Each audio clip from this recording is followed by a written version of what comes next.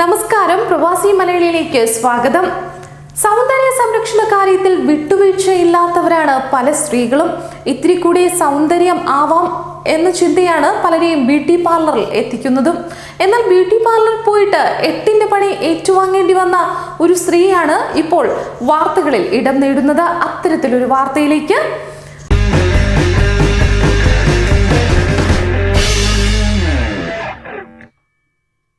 കൈവിരലുകളും നഖങ്ങളും വൃത്തിയാക്കുന്ന സൗന്ദര്യ ചികിത്സയായ മാനിക്യൂർ ചെയ്യുന്നതിനെ തുടർന്നാണ് ഒരു സ്ത്രീയുടെ വിരലുകൾ അപകടാവസ്ഥയിലായതായി റിപ്പോർട്ട് വരുന്നത്. ഈ സ്ത്രീ ജെനി ഷാർപ്പ് എന്ന UK സ്വദേശിയാണ്. മാംസതീന്തികളായ ബാക്ടീരിയകളാണ് ഈ ആക്രമണത്തിന് കാരണം. ബാക്ടീരിയ ബാധിച്ചതിനെ തുടർന്ന് വിരലുകൾ നഷ്ടപ്പെടുന്ന ഘട്ടം വരെ എത്തിയെന്ന് ജെനി ഒരു മാധ്യമത്തോട് വെളിപ്പെടുത്തുകയും ചെയ്തു. മാനിക്യൂറിന് ശേഷം പ്രത്യേകിച്ച് ഒന്നും തോന്നിയിരുന്നില്ല. എന്നാൽ മണിക്കൂറുകൾക്കുള്ളിൽ വിരലുകളിൽ അസ്വസ്ഥത അനുഭവപ്പെടുകയായിരുന്നു.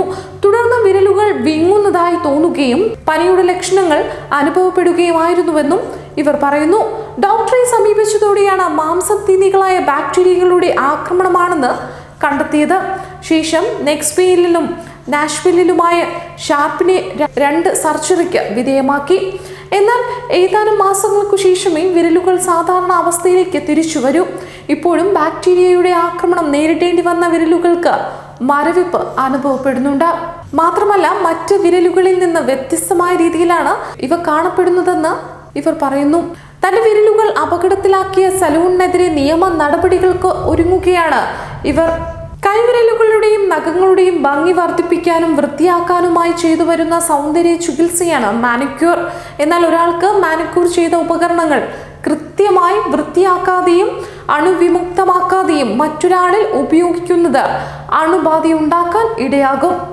മാനിക്യൂർ ചെയ്യുന്നതൊക്കെ നല്ലത് തന്നെയാണ്. നമ്മുടെ സൗന്ദര്യം സംരക്ഷിക്കേണ്ടത് നമ്മുടെ കർത്തവ്യവും ഉത്തരവാദിത്വവും ഒക്കെയാണ്.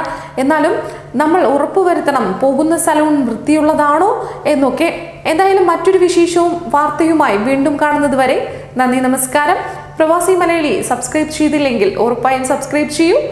ബെൽ ബട്ടൺ ക്ലിക്ക് ചെയ്യൂ.